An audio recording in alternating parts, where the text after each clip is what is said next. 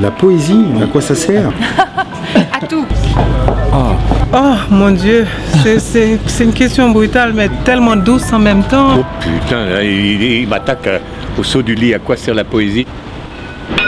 Bienvenue au rond-point du Vietnam héroïque. Rond-point de tous les possibles ici. Césaire, souriant, apostrophe, Senghor, Damas et Alioune Diop. Ils boivent Black Label et refont notre monde avec... Bonsoir. Première question pour Africulture. Brutale peut-être. À quoi sert la poésie? À bouger, à bousculer. Elle devrait servir à radicaliser les gens. Elle devrait ne pas être... Elle devrait servir à diviser les gens. À réveiller, j'aime bien le côté aussi un peu électrochoc. C'est-à-dire qu'on a vite tendance à s'endormir, à se laisser aller, tu vois. Et elle est là aussi pour te rappeler d'une certaine urgence, d'une certaine obligation. C'est comme le sang dans nos veines, on en a besoin pour vivre, pour respirer et elle nous nettoie de tout ce qui n'est pas bon, elle nous fait aimer les autres, je pense. La poésie est une lumière qui nous permet de voir en soi et peut-être aussi de mieux voir des petits détails du quotidien qui ne paraissent pas toujours immédiatement perceptibles. Pour paraphraser quelqu'un, la poésie nous aide à supporter le monde déjà tel qu'il est, mais ça nous aide aussi à construire notre pensée. Très souvent, on pense que la poésie, c'est uniquement dans la beauté. C'est vrai, il y a la beauté des mots, de la langue, mais ça permet de construire sa propre pensée. En écoutant, en lisant un poète, on se réfère à quelque chose et on construit. Même les gens qui ne savent pas que la poésie est indispensable, elle l'est pour eux. Ça n'existe pas de vivre sans poésie. Ça n'existe pas de vivre sans la poésie de tout, des relations, de la nature, d'une rencontre, d'un regard.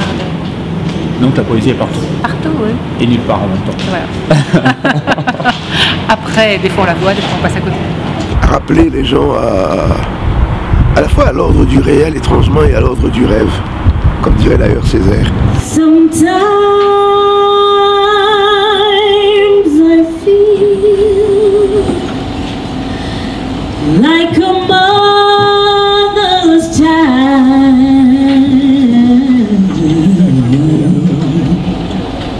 Le juif et l'Afrique.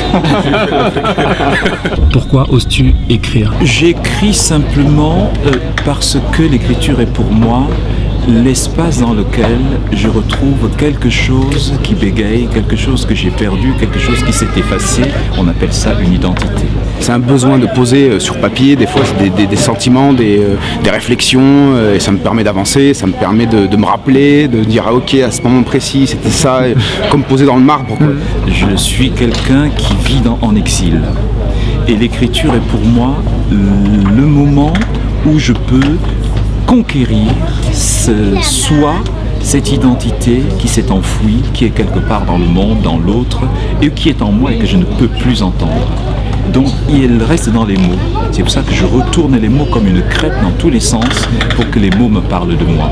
Et en me parlant de moi, j'entends peut-être quelque chose de l'autre qui est là en moi et que je n'ai pas toujours écouté. Et j'ose d'autant plus, c'est-à-dire je re-signe ce côté-là parce que effectivement étant issu des quartiers populaires, bien sûr que j'ose. Et doublement quoi, vraiment. J'ose écrire pour dire que je suis vivant et à travers moi, tellement de gens s'en voient. Avant même que ce soit parce que j'ai des choses à raconter, c'est parce qu'il y a eu ce sentiment particulier d'être complètement libre et d'être puissante. Écrire des romans, c'est un peu être dans une position de démiurge, on crée un monde et puis on décide quelles règles vont le régir. Voilà, j'avoue que j'ai de l'ego et que j'écris aussi parce que j'ai de l'ego. Voilà. Nous étions pauvres et riches, jeunes et vieux, jamais envieux de rien, non, je ne regrette rien. Sortis du ventre de nos mères pour vivre et faire prendre l'air à nos idées, haut placés dans le ciel étoilé des idéaux d'une autre époque, sous les pavés l'espoir. Je vais te donner 3 citations, tu en choisis une et puis tu m'expliques la raison du choix de la citation en question. Donc la première est la justice écoute aux portes de la beauté. La justice écoute aux portes de la beauté. La deuxième c'est gloire à tous ceux qui de leurs cris tissent les feux de l'aube. Et la dernière, écrire est un acte d'amour. Tu peux répéter le truc? La troisième. Gloire à tous ceux qui de leurs cris tissent Les trucs de l'aube. Les feux de l'aube. Les feux de l'aube, oui. Je partirai pour l'amour. Écrire est un acte d'amour. La poésie, c'est l'amour, ça me fait un peu peur. C'est pas toujours l'amour, quoi. Non, celle-là, oui. Parce que tout ce que l'on partage dans la vie diminue sauf l'amour. C'est la seule chose, quand elle est partagée, se multiplie. Et quelqu'un qui écrit, il partage. La poésie devrait être une arme aux mains des opprimés. Ouais. Il faut écrire comme on aime. Il faut être dans l'amour comme dans la littérature. Aimer comme on entre dans un livre, être dans un livre comme on est dans un acte d'amour. C'est la troisième qui m'intéresse le plus. C'est bien la dernière. Gloire à tous ceux qui de leur cri tissent les feux de l'aube. Ça, c'est merveilleux, c'est merveilleux. Et ce cri-là, c'est un cri de ralliement aussi, puisqu'il est entendu, il fait écho, il parle aux autres. Je pense que la littérature a aussi cette fonction de témoigner de la souffrance, de témoigner du ressenti, de témoigner de la juste. Écrire, c'est un acte d'amour, parce que ça me fait penser, je dirais égoïstement peut-être, au livre que j'ai écrit, Mes étoiles noires. Parce qu'effectivement, c'était aussi pour transmettre de l'amour avant tout. C'est jamais un cri seul, c'est jamais un cri de solitude. Et même s'il est fait dans un moment de solitude, mais c'est comme voilà, défier le ciel, défier tout l'univers avec ce cri. Moi, c'est là, la dernière. Là. C'est parce que c'est la poésie qui me touche le plus, c'est la poésie subversive, c'est la poésie qui a envie de c'est la révolution, quoi, la révolution intérieure. Enfin, il y a quelque chose de... C'est ça que je kiffe le plus, quoi, en fait. C'est les écrits qui sont à chaque fois des cris, des cris justes, quoi, des cris. Voilà. Donc la dernière citation est de Franck Etienne, sphinx de la littérature haïtienne, et voilà, c'est celle que tu as choisie. Merci beaucoup pour le temps que tu nous as accordé. Avec plaisir. C'est pour Africulture et on est toujours au Havre.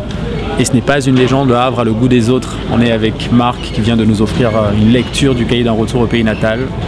Et on continue le voyage. Merci beaucoup. Yep. Bonne continuation, Vic. Ouais, merci.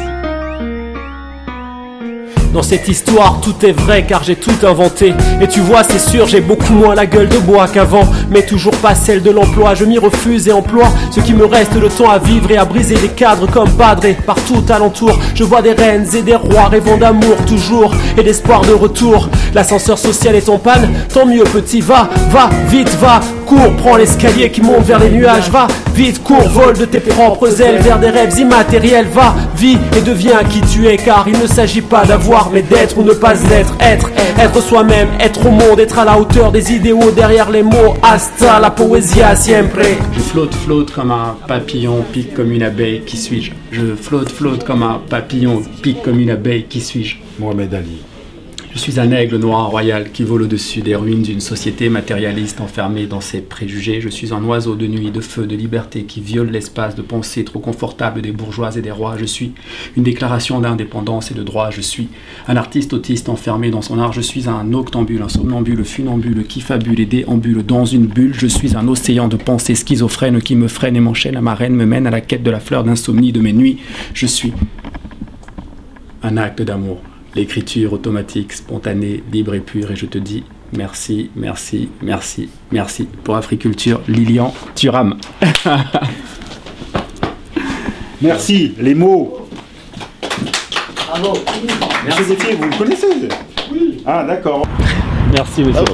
Merci à vous. Magnifique, merci à toi pour ce poème merveilleux. Un poème en direct, dans les yeux, c'est quand même un beau cadeau. Mais je veux que ce poème soit écrit quelque part. Pour Africulture. Coucou Africulture, merci de m'avoir accueilli. C'est parti au Havre, ça rigole pas ici. Merci.